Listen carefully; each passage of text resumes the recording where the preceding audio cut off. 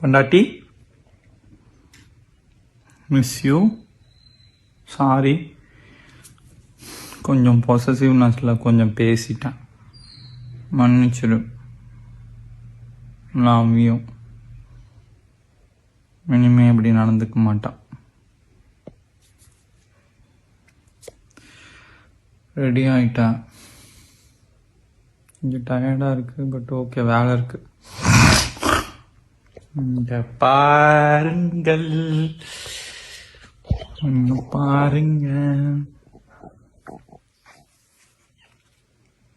Miss you.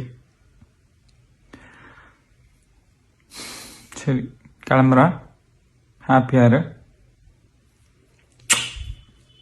Tata, love you. இப்போ இந்த வீடியோவை ஜாய் கிறிசல்டா தான் ஷேர் பண்ணியிருக்காங்க. மாதம்பட்டி ரங்கராஜ் அண்ட் ஜாய் கிறிசல்டாவோட இஷ்யூ உங்கள பலருக்கும் தெரிஞ்சிருக்க வாய்ப்பு இருக்கு. ஜாய் கிறிசல்டா மாதம்பட்டியோட பிரைவேட் வீடியோ 5 ஷேர் பண்ணியிருந்தாங்க.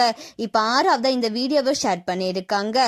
ஷேர் பண்ணி கேப்சர்ல அவங்க என்ன சொல்லியிருக்காங்க அப்படின்னா, ஒரு பெண்ணின் வாழ்க்கையை சிதைத்து ஒரு குழந்தையின் எதிர்காலத்தை கைவிட்டவன் ஆனல்ல, ஒரு குழந்தைக்கு பெயர் கொடுக்க தைரியம் இல்லாதவன் தந்தை என்ற உண்மையை விட்டு ஓட முடியாது அப்படின்னு சொல்லி ஷேர் பண்ணியிருக்காங்க.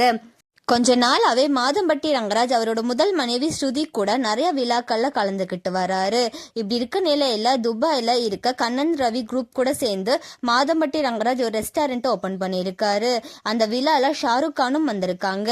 அவங்க கூட சேர்ந்து எடுத்த போட்டோஸை ஸ்ருதி அவங்க இன்ஸ்டாகிராம்ல ஷேர் பண்ணியிருக்காங்க. அதை பார்த்து ஜாய் கிறிசல்டா மாதம்பட்டி ரங்கராஜோட பிரைவேட் வீடியோவை ஷேர் பண்ணியிருக்காங்க. மாதம்பட்டி ரங்கராஜ் அண்ட் ஜாய் கிறிசல்டாவோட கேஸ் இன்னும் விசாரணையில தான் இருக்கு.